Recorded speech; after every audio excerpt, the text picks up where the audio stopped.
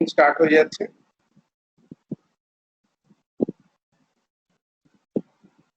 Recording start হয়ে গেছে। দেখুন, ভারতীয় গণতান্ত্রিক ব্যবস্থা বা সারা বিশ্বের যে সমস্ত গণতান্ত্রিক ব্যবস্থা আছে সেটা দুটো মানে শর্ত, চুক্তি বা কাস্টমস এর উপর নির্ভর করছে। কাস্টমস ঠিক আগে ছিল, এখন সেটা কাস্টমসটা ফুল রুলস, রেগুলেশনস, হ্যাঁ, অ্যাকসেপ্টেড বিহেভিয়ার হিসাবে চিহ্নিত হয়েছে। তো পার্লামেন্টারি সিস্টেম আর ফেডারেল সিস্টেম যদি আপনারা দেখেন আর কি, এই যে আমরা যদি সূচিপত্রটা যখন দেখছিলাম, সূচিপত্রটা আমরা দেখছিলাম, এই সূচিপত্রের মধ্যে দেখুন parliamentary system, federal system. Federal system তো নিশ্চয়ই পড়া হবে, আশা করছি আগামীকালই পড়া হবে।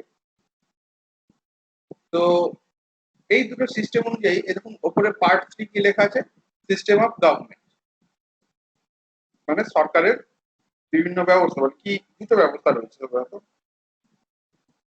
এর মধ্যে কেন্দ্র রাজ্য সম্পর্ক বা আন্তঃরাজ্য সম্পর্ক বা আপদকালীন পরিস্থিতি, সে তিনটা আলাদা। কিন্তু মূলত দুটোই সিস্টেম আছে সরকারের ক্ষেত্রে সারা বিশ্ব জুড়ে গৃহীত হয়েছে, একটা পার্লামেন্টারি সিস্টেম, একটা ফেডারেল সিস্টেম। আজকে আমরা পার্লামেন্টারিটা পড়বো। শব্দগুলো এরকম শুনতে লাগে যে পার্লামেন্টারি কি নাকি, ফেডারেল কি নাকি। আবার অনেকে ধারণা আছে যে পার্লামেন্টারি সিস্টেম মানে নিশ্চয়ই পার্লামেন্ট আছে, সেই জন্য বলা হচ্ছে। তো ফেডারেল সিস্টেমে কি পার্লামেন্ট নেই? ডেফিনেটলি সেখানে পার্লামেন্ট আছে। এই জিনিসটা নির্ধারণ করা হয় দুটো বিষয়ের উপর। আপনাদের একটু একটা ওয়ার্ড ফাইল খুলে দেখায়, যেহেতু এখানে লিখে দেখানোর সম্ভাবনাটা নেই। কোনো কারণে হোক আমাদের যখন ট্যাব থেকে লাইভ করা হচ্ছিল তখন সেটা রেকর্ডিং, মানে স্ক্রিন লাইভ হচ্ছিল, রেকর্ডিং তো হচ্ছিল।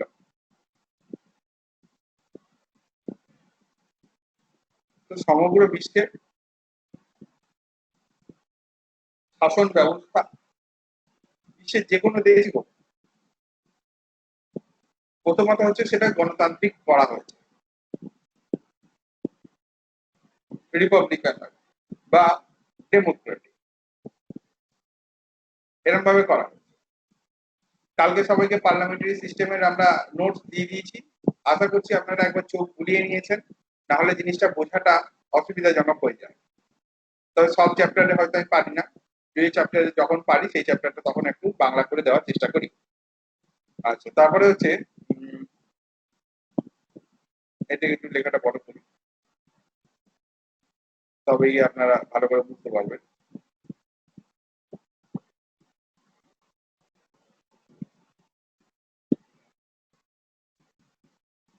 তো দেখুন,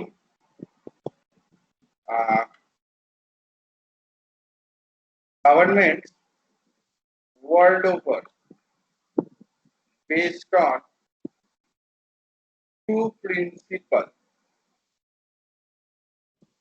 তাহলে সারা বিশ্বে সরকার দুটো ভাগে বিভক্ত। তার মধ্যে একটা জিনিস বুঝতে হবে,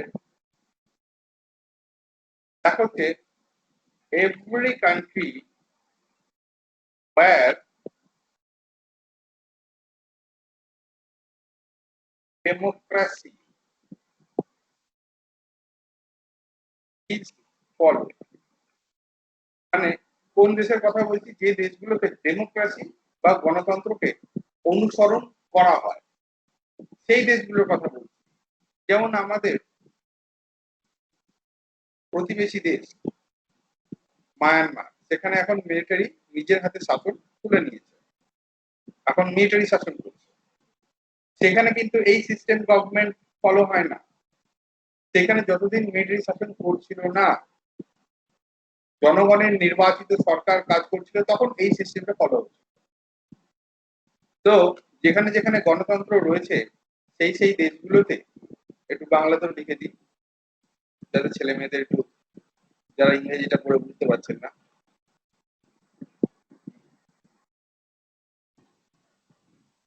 যেসব দেশে গণতন্ত্র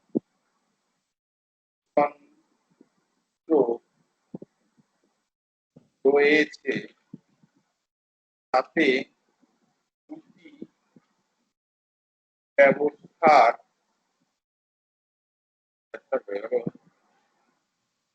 ব্যবস্থার মাধ্যমে সরকার পরিচালনা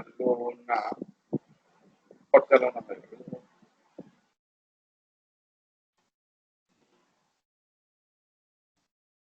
করা করা হয়। বাংলা টাইপিং করা আরো কঠিন। একটা হচ্ছে যেটাকে আমরা বলছি পার্লামেন্টারি, পার্লিয়ামেন্টারি, এই তো ভয়ঙ্কর বাংলা হয়ে গেল।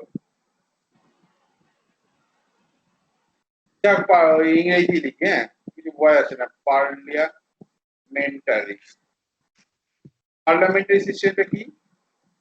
এখানে আচ্ছা, এইটা পার্লামেন্টারি সিস্টেমটা লিখবার আগে আরেকটা জিনিস আমি আপনাদের বলে দিই। সরকারের তিনটে অংশ থাকে, আপনারা আশা করি অনেকেই জানেন।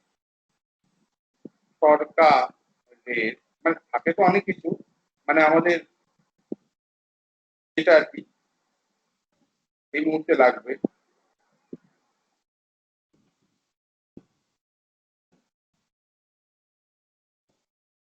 তিনটি ভাগ, তিনটি ভাগ থাকে। কি কি সেটা? এক হচ্ছে এক্সিকিউটিভ। এক্সিকিউটিভ বলতে ডাব্লিউবিসিএস গ্রুপ এ এক্সিকিউটিভ না, ওই এক্সিকিউটিভের কথা বলা হচ্ছে। এখানে এক্সিকিউটিভ বলতে বলা হচ্ছে মন্ত্রী সভা, অর্থাৎ যারা শাসন কার্য পরিচালনা করেন, মানে যারা অর্ডার দেন, যারা অর্ডার দেন, এটা একটা হলো। দুই নম্বর কি আছে? দুই নম্বর হচ্ছে আইন সভা। এবার আইন সভাটাকে আমরা ইংলিশে কি বলি? কেউ লেজিসলেচার, এটাও ইংলিশেই দেখুন, হ্যাঁ, বাংলা ভয়ঙ্কর হয়ে যাচ্ছে। এবার আইন সভাটা মানে কি? যেখানে দেশ পরিচালনা করার জন্য আইন তৈরি করা হয়। ঠিক আছে, বাংলা লেখা কত কঠিন, এরকম বারবার বারবার করে ভুল শুধরাতে গিয়ে সমস্যা। তাহলে আইনসভা হচ্ছে সরকারের একটা অঙ্গ বা অর্গ্যান, আমরা বলি সাধারণত ইংলিশে যখন উচ্চারণটা করি তখন বলি ইজ অ্যানাদার অর্গ্যান। তাহলে মন্ত্রিসভা যারা দেশের শাসন কার্য পরিচালনা করবেন, যারা চেয়ারে বসে সই করবেন বা অর্ডার ইস্যু করবেন, যদিও মন্ত্রিসভা অর্ডারটা দিয়ে দেয় আর সেই কাজটা করে হচ্ছে আমলাতন্ত্র, যেটা আপনারা হতে চাইছেন, আইএএস, তারপরে ধরুন বিডিও, এরা সেই কাজগুলো করেন। মূলত তারাই আসল কাজটা করেন, কিন্তু মন্ত্রিসভার দায়িত্ব থাকে। এবার যদি কোনো অফিসার, সরকারি অফিসার কিছু ভুল করে, তাহলে তার দায়িত্ব কিন্তু সরকারি অফিসারের যতটা হয় ততটা পরিমাণ দায়িত্বই কিন্তু মন্ত্রীর হয়। আজ যদি একটা ব্রিজ ভেঙে পড়ে, শুধু এইটুকু বললে হবে না যে পূর্ত দপ্তরের লোকগুলো যথাযথ ব্রিজ রক্ষণাবেক্ষণ করেন, তার সম্পূর্ণরূপে দায়িত্বটা কিন্তু পূর্ত দপ্তরের মন্ত্রীর ঘাড়েও পড়ে, যে যাই বলুক। তো যাই হোক, এবার আইনসভা যেখানে দেশ পরিচালনা করবার জন্য, দেশ পরিচালনা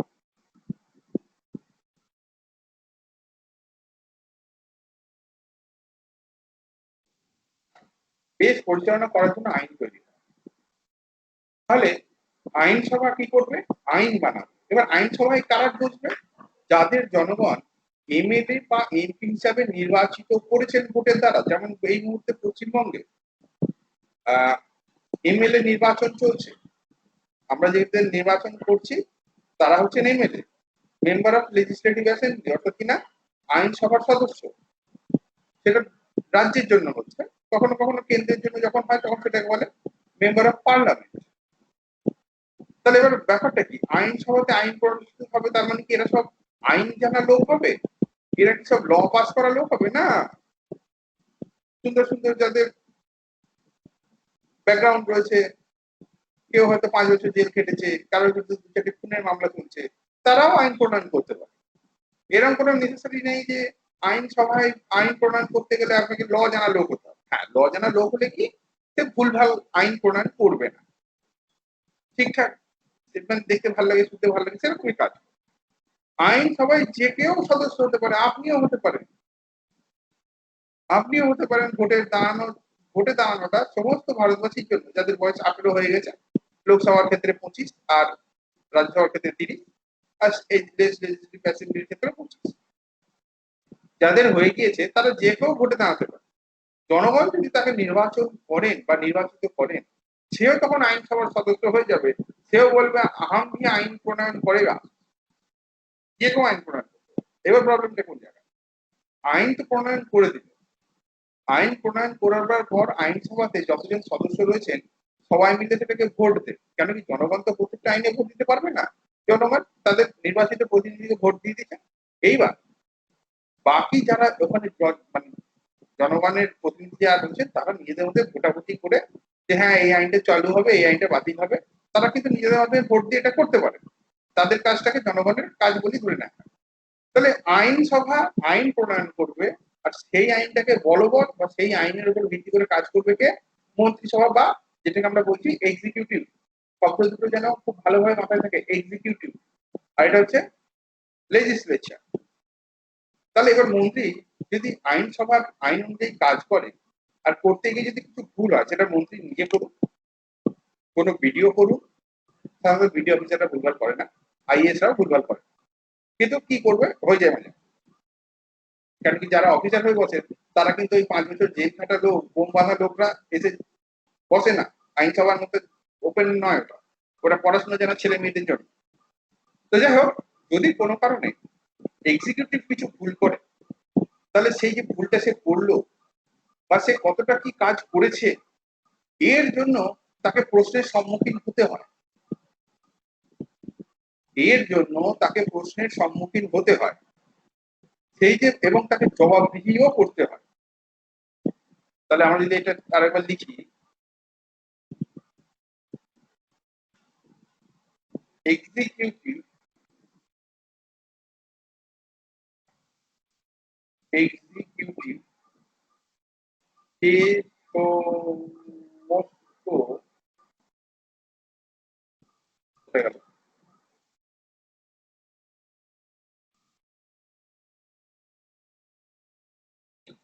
বুঝলাম।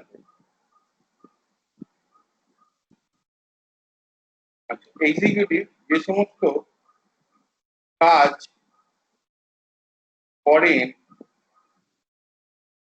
তার জন্য তাকে আইনসভাতে জবাবদিহি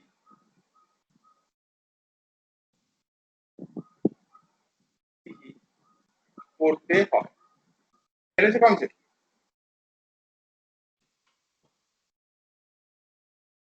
তার কারণ হচ্ছে মন্ত্রী যাই করে থাকুন সেটা দেশের জনগণের উপর প্রভাব ফেলছে, এবং জনগণের প্রতিনিধি হিসাবে এমএলএরা বা এমপিরা তাকে জবাবদিহি চাইতে পারে এবং করতেই হবে।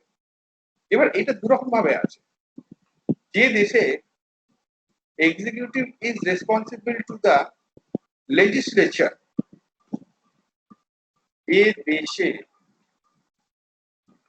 এক্সিকিউটিভ ইজ রেসপন্সিবল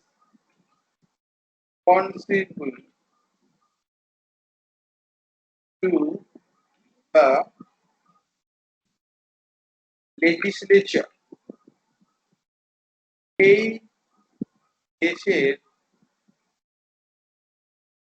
শাসন ব্যবস্থাকে পার্লামেন্টারি শাসন ব্যবস্থা বলে।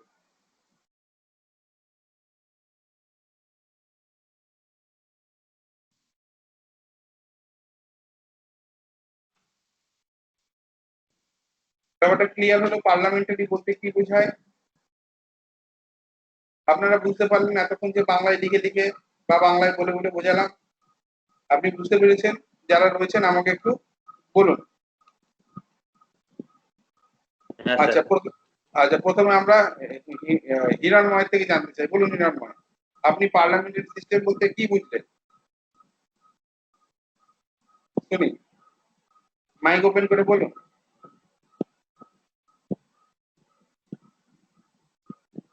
হ্যাঁ স্যার, বলছি মানে এক্সিকিউটিভ যে সমস্ত মানে কাজ করেন তার জন্য আইনসভাতে জবাবদিহি করতে হয়। আর যে সমস্ত দেশে এক্সিকিউটিভ মানে মানে রেসপন্সিবল টু দ্য লেজিসলেচার সেই সমস্ত দেশের শাসন ব্যবস্থাকে স্যার পার্লামেন্টারি সিস্টেম বলে। আচ্ছা, তারপরে আমাদের রয়েছেন সুমধুর চক্রবর্তী। বলুন আপনি কি বুঝলেন এই এতক্ষণ যা যতটুকু বললাম? শুনি একটু। হ্যাঁ স্যার, আপনার এক্সিকিউটিভরা যে লেজিসলেচারের কাছে যে কোনো কাজের জন্য জবাবদিহি করতে বাধ্য থাকবে, সেটাই sir parliamentary system of legislature. আচ্ছা, ঠিক। তারপরে হচ্ছে শেখ নাসিম আলী, বলুন কি বুঝলেন? স্যার বলছি যে পার্লামেন্টারি সিস্টেমের মধ্যে মানে লেজিসলেটর অর্থাৎ আইনসভা আছে এবং এক্সিকিউটিভ যে সমস্ত মানে যে সমস্ত তার কার্যকর্ম বা কার্যকলাপটা পরিচালনা করেন তার জন্য তাকে জবাবদিহি মানে পেতে হয় আর কি। ঠিক। আচ্ছা, তারপরে রয়েছেন আমাদের রিয়া সেন। বলুন এতটুকু যা পড়লাম যা বুঝলেন। হ্যাঁ স্যার, যেটা বুঝলাম সেটা হচ্ছে যে যেখানে আইনসভা তার যে কোনো কাজের জন্য লেজিসলেচার মানে মন্ত্রিসভার কাছে মন্ত্রিসভা যেখানে আইনসভার কাছে দায়বদ্ধ থাকে কোনো কাজের উত্তর দেওয়ার জন্য, সেটাই হচ্ছে পার্লামেন্টারি সিস্টেম যেটা আমাদের দেশে আছে। আচ্ছা, ঠিক আছে। তারপরে হচ্ছে রিতম, বলুন।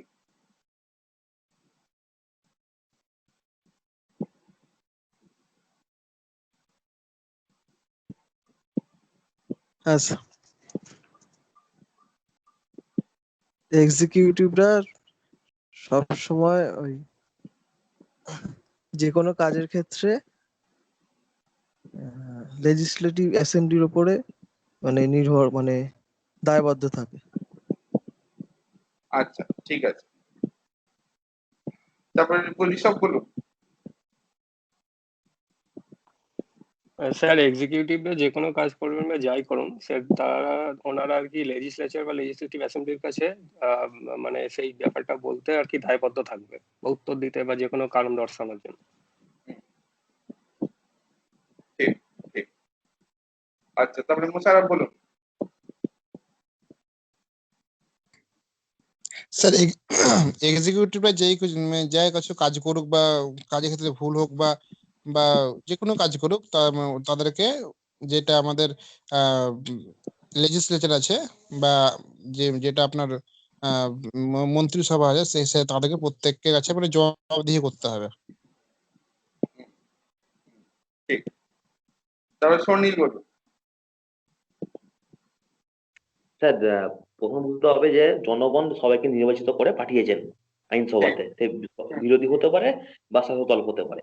এবার যে দল সংখ্যাগরিষ্ঠতার জোরে বেশি পেয়েছে তারা একটা এক্সিকিউটিভ বা মন্ত্রিসভা গঠন করেছে।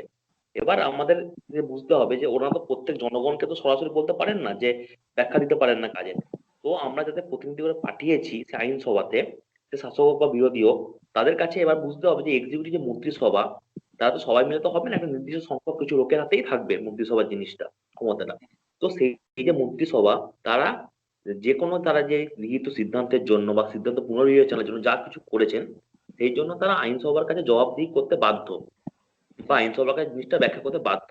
তো সেই ঠিক। জিনিসটাই হচ্ছে ভারতীয় সংসদের একটা মূল বিষয়, সেটাকে বলে সংসদের ব্যবস্থা, দায়বদ্ধতা। আচ্ছা, তারপরে আমাদের শেষ পার্টিসিপেন্ট বিশাখা, বলুন আপনি।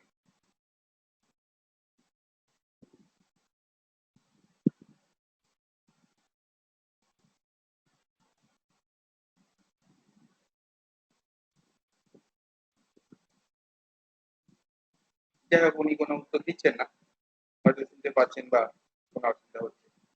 তো এইবার এই যে যখন মানে মন্ত্রিসভা বা এক্সিকিউটিভ, আমরা যখনই পলিটি বইতে এক্সিকিউটিভ শব্দটা পড়বো আমাদের বুঝতে হবে এক্সিকিউটিভ বলতে কিন্তু মন্ত্রিসভাকে বোঝানো হয়েছে। আচ্ছা, এবার এক্সিকিউটিভ যে যখন রেসপন্সিবল টু দ্য লেজিসলেচার বা আইনসভাতে দায়বদ্ধ, তখন সেই সিস্টেমটাকে পার্লামেন্টারি বলি। আর যে সময় এক্সিকিউটিভ ইজ নট রেসপন্সিবল, এরকমও তো দেশ থাকতে পারে পার্লামেন্টারি সিস্টেম। যদি আমরা এই জিনিসটাকে কপি করে দিই, যে দেশে যদি আমরা কপি করে দিই তাহলে এটা আমাদের আবার দ্বিতীয়বার লিখতে হবে না। যে দেশে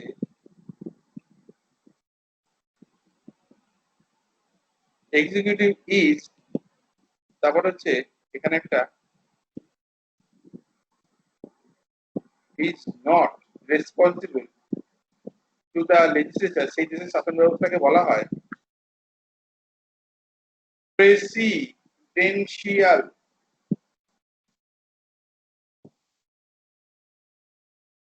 পেন্টিয়াল হয়ে গেল, বাংলা লেখক ইংরেজি লিখে দিই প্রেসিডেন্সিয়াল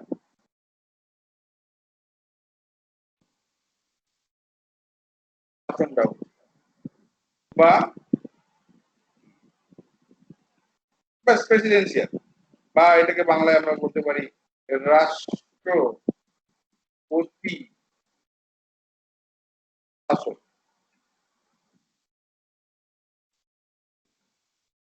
যেমন আমরা বলতে পারি আমেরিকার রাষ্ট্রপতি, ব্রাজিলের রাষ্ট্রপতি, যেসব দেশের রাষ্ট্রপতি শাসন করে, যেমন ফ্রান্সের রাষ্ট্রপতি, এরকম আমরা বলতে পারি। আর যে দেশে বলে পার্লামেন্টারি রয়েছে। এবার তাহলে কি, হ্যাঁ, এই জন্য এই আমাদের দেশে পার্লামেন্টারি সিস্টেম যেটা রয়েছে এটাকে বলা হয় দায়িত্বশীল বা রেসপন্সিবল গভর্নমেন্ট। দায়িত্ব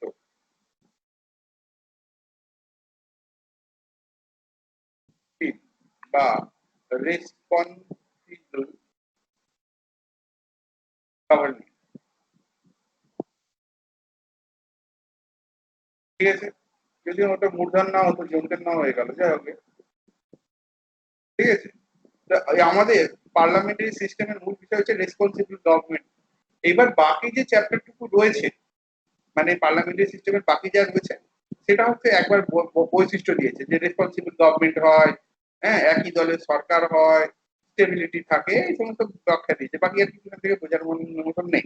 তবে এবার আমরা ফিরে যাই বইটা, কি বলছে, the constitution of India provides for a parliamentary form of government, মানে যেখানে মন্ত্রিসভা বা executive responsible to legislature both at centre and state, মানে কেন্দ্র রাজ্য উভয় ক্ষেত্রে। Articles 74 and 75 deal with the parliamentary system at the center and 163-64 in the state, মানে আর্টিকেলে বলা। Modern democratic governments are classified into parliamentary and presidential on the basis of nature of relations between executive and the legislative organ. তো আপনাদের তিনটে অর্গানের কথা বলেছিলাম, এখানে দুটো organ আছে, আরেকটা অর্গান কি কেউ বলতে পারে? রাষ্ট্রপতি না, sir Rajya Sabha, sir judiciary. Judiciary, একদম সঠিক বলেছে। জুডিশিয়ারি বা বিচার ব্যবস্থা, এটা হচ্ছে 3 নম্বর। 3 নম্বরের তাহলে কি ওরা সরকার চালায় না? ওরা সরকার চালায়, কিন্তু তারা ন্যায় বিচার বা বিচারের ব্যাপারটা তারা দেখেন, জজ সাহেবরা দেখেন, ঠিক আছে। জজ সাহেবদের সঙ্গে আইনসভার বা এক্সিকিউটিভের রিলেশন নেই। এই আমি আপনাকে বললাম বোম বাঁধার চার্জ, ডাকাতির অভিযুক্ত এরকম ব্যক্তিরাও আইনসভায় গিয়ে আইন প্রণয়ন করেন দেশের সার্বিক উন্নতির জন্য। এবার এমন এমন আইন তারা প্রণয়ন করেন, দেশের উন্নতি হবে কিনা জানি না, অবনতি কনফার্ম হবে। এরকম যদি আইন তারা তৈরি করেন, যদি, আমি বলছি না করে, যদি তৈরি করেন, তাহলে সেই আইনটাকে আটকানোর জন্য বা রোধ করবার জন্য জুডিশিয়ারি রয়েছে, তারা আইনটাকে বাতিল বলে বিচার করতে পারে বা গণ্য করতে পারে। অবশ্য এটা বিভিন্ন দেশের নিয়ম অনেক রকম ভাবে আছে। কোনো দেশে বলা হচ্ছে, বিশেষ করে ব্রিটেনের ক্ষেত্রে, যে জুডিশিয়ারি পার্লামেন্ট প্রচলিত কোনো আইনকে বাতিল বলে গণ্য করতে পারবে না, জুডিশিয়ারিকে সেই ক্ষমতা দেওয়া নেই। কিন্তু আমাদের দেশটাতে সেই ক্ষমতা বিচার ব্যবস্থাকে দেওয়া হয়েছে সংবিধান অনুসারে।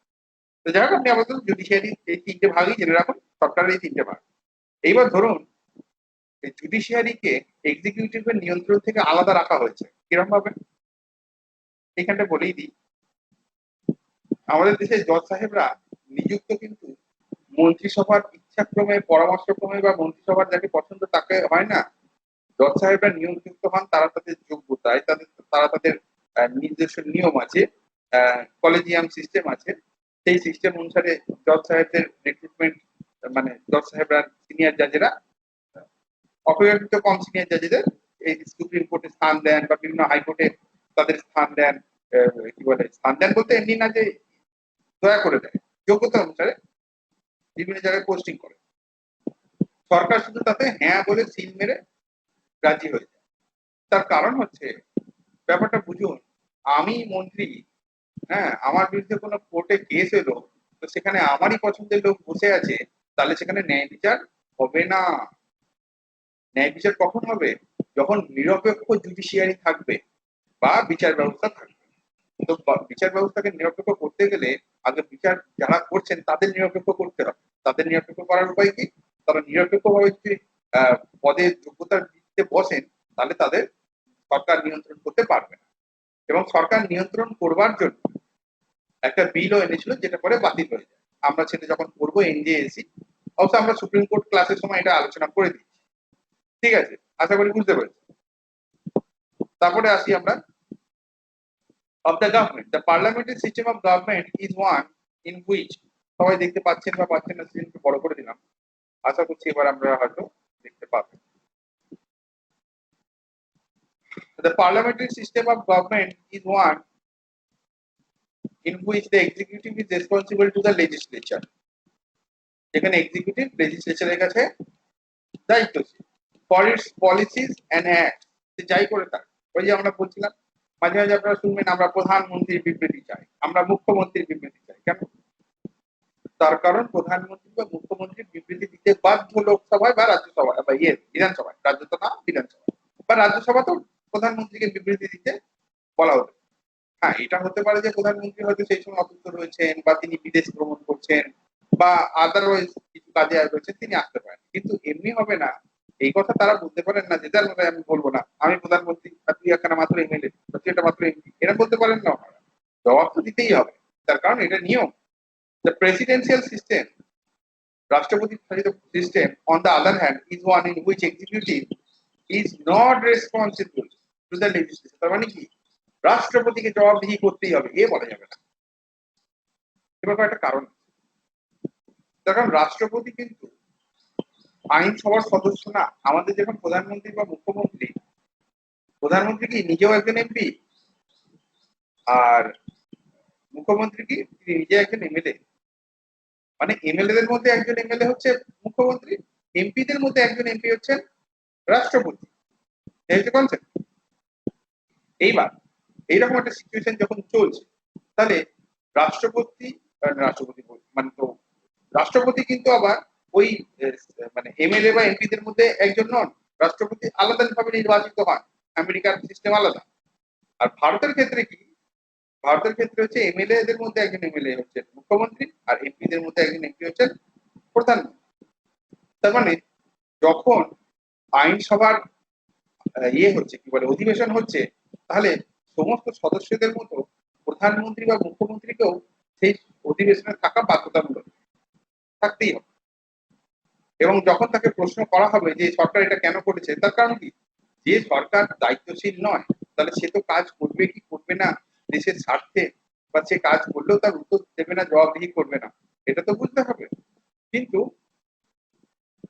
মানে আমাদের ক্ষেত্রে ডেফিনেটলি সেই জবাবদিহিটা নিয়ম রয়েছে। এখানে কি বলছে, the presidential system on the other hand, executive is not responsible to the legislature for its policies and acts and is continuously independent of the legislature, মানে কি আইনসভা থেকে স্বাধীন, তারা নিজেরা যা করবেন, হ্যাঁ, in respect of its term of office, মানে যতদিন তারা কাজকর্ম করছে। The parliamentary government is also known as cabinet government, ওই যে ক্যাবিনেট মন্ত্রিসভা, প্রধানমন্ত্রীর ক্যাবিনেট মন্ত্রিসভা কাজ করছে। or রেসপন্সিবল গভর্নমেন্ট, মানে দায়িত্বশীল সরকার। এই উপরে, এই রেসপন্সিবল গভর্নমেন্টের উপরে, এই ঠিক এই জাস্ট এই কনসেপ্টের উপরে আমার বেশ মনে হচ্ছে ইউপিএসসি তে প্রত্যেক 2 বছর বা প্রত্যেক বছর একটা করে এই ঠিক এরকম প্রশ্ন দেবে, আর প্রশ্ন দেওয়ার নিচে বিভিন্ন অপশনের মধ্যে এই রেসপন্সিবল গভর্নমেন্ট কথাটা লিখে দেবে। আপনি দেখবেন কি যে ইউপিএসসি প্রশ্ন নিয়ে প্রিভিয়াস ইয়ারে দেখবেন রেসপন্সিবল গভর্নমেন্ট অপশনটা কোনো না কোনো জায়গায় থাকবেই। এ পার্লামেন্টারি ফর্ম অফ গভর্নমেন্ট বা ইন্ডিয়া রেসপন্সিবল গভর্নমেন্ট মিনস, এরকম ভাবে থাকবেই। আচ্ছা, or prime minister, Westminster model of government. Westminster কি জিনিস কেউ বলতে পারে? What does this Westminster stands for? চলুন আমরা দেখি কি বলছে ওয়েস্টমিনিস্টার মডেলটা কি।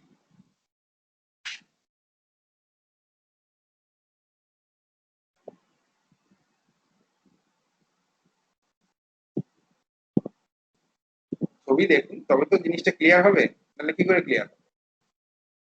এই ওয়েস্টমিনিস্টার হচ্ছে, এই যে এটা দেখছেন না এই বিল্ডিংটা, একটু বড় করে দেখালাম, এই বিল্ডিংটা হচ্ছে ইংল্যান্ডের পার্লামেন্ট বা আইনসভা। আমাদের যেমন পার্লামেন্ট বিল্ডিং দিল্লিতে আছে, তো ইংল্যান্ডের আছে হচ্ছে এই জায়গাটা, সেই জায়গাটার নাম ওয়েস্টমিনিস্টার। যেহেতু ওয়েস্টমিনিস্টারে সর্বপ্রথম এই গণতান্ত্রিক সরকার স্থাপিত হয়েছিল, সেই জন্য সেই ধরনের সরকার মানে পার্লামেন্টারি ফর্ম অফ গভর্নমেন্ট যে সমস্ত দেশে আছে তাদেরকে ওয়েস্টমিনিস্টার মডেল বলে। মানে শুরুটা ওখান থেকে হয়েছিল, গৌরবময় বিপ্লব হয়েছিল ইংল্যান্ডে।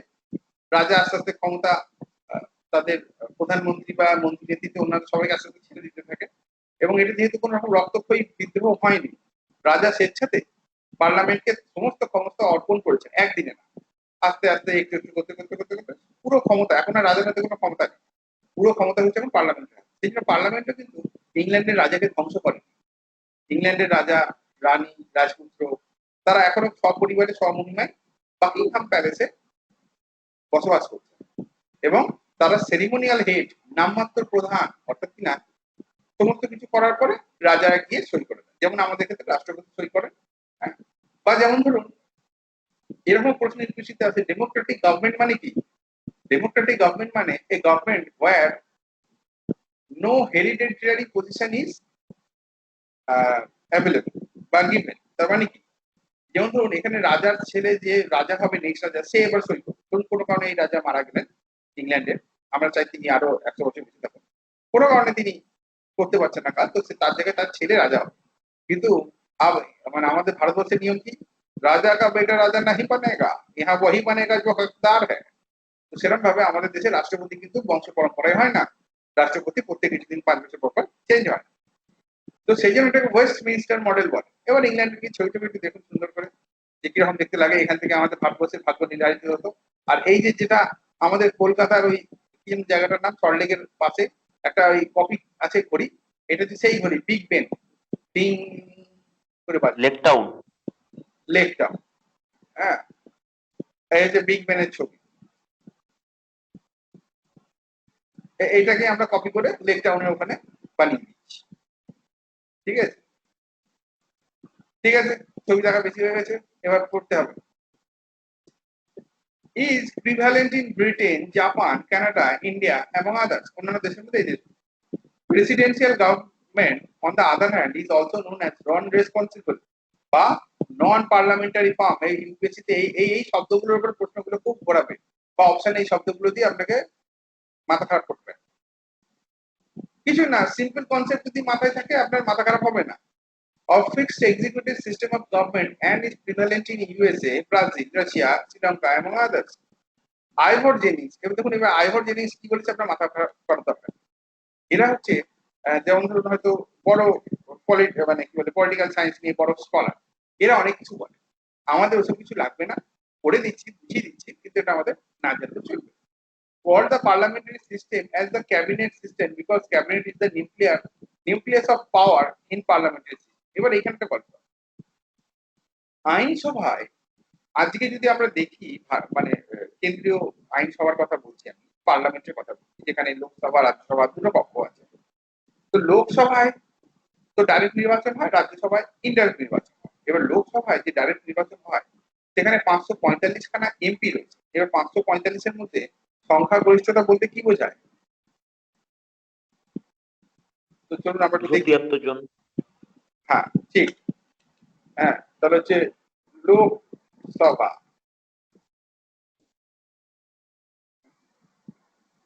লোকসভা বাংলাটাকে এবার একটু চেঞ্জ করি, নাহলে লিখতে কিছু হবে।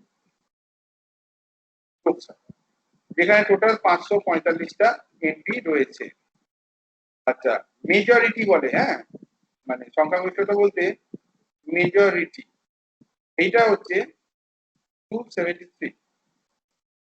বাংলা ভাষায় হচ্ছে 545 ডিভাইডেড বাই 2, হ্যাঁ, প্লাস 1 ইজ ইকুয়ালস টু 273। এবার 273টা লোকই যদি আইন প্রণয়ন করতে থাকে তাহলে তো মহা সমস্যা, কিভাবে কাজ হবে? 273 জন কিচিরমিচির করতে থাকে। এই জন্য এই 273-এর মধ্যে যিনি হচ্ছেন সংখ্যাগরিষ্ঠ দলের নেতা, এমনিতেও তো নেতা হবে। যেমন ধরুন আমাদের রাজ্যে তৃণমূল দলের সরকার চলছে, 210 বা 11খানা এমএলএ রয়েছে ওনাদের। সবাই মিলে যদি বলেন যে আমি নেতা, তাহলে কি করে হবে? কেউ তো নেতা হতে হবে।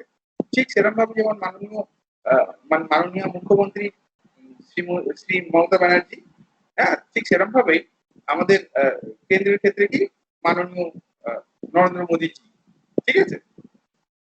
তো তারা হচ্ছে সংখ্যাগরিষ্ঠ দলের নেতা, তিনি হলেন প্রধানমন্ত্রী বা তিনি হলেন মুখ্যমন্ত্রী। এইবার তিনি তার পছন্দের কিছু ব্যক্তিকে, এইখানে ডেফিনেটলি পছন্দের ব্যক্তি, এখানে যোগ্যতার থেকেও পছন্দ বেশি দরকার আছে।